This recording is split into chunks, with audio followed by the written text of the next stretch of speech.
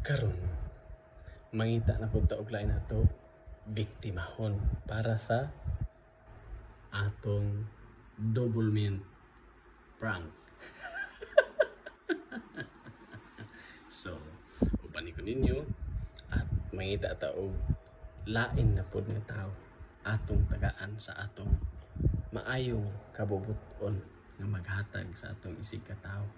Kay mas maayo na kita'y maghatag kaysa kita'y tagaan. So, upani ko ninyo, maghatag ta bisag double mint lang basta kasing-kasing okay ra na. Dawaton sa na nila kinasing-kasing. Okay. See you later. Bye.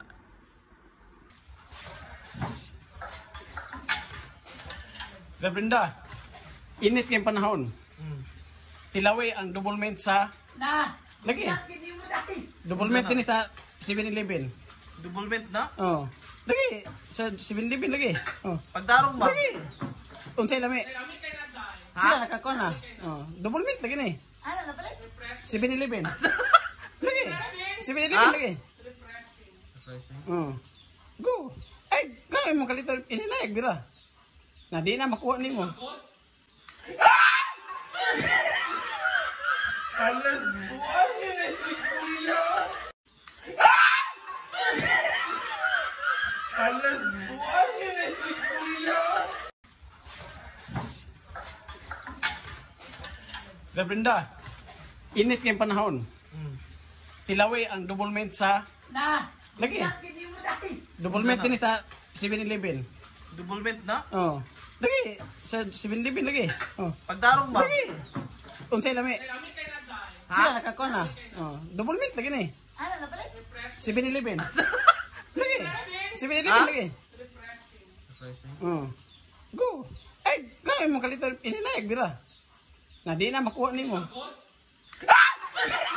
Alas buhay na si Kuya! Karon atos lang sudlon din ni ang tanong to sa ilang kalaki.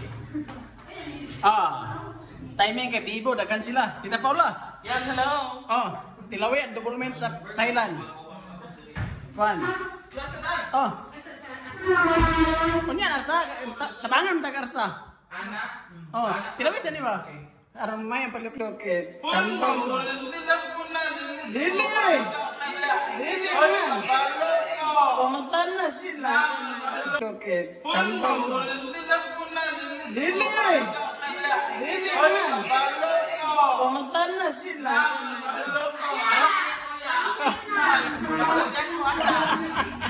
Samay na ganun.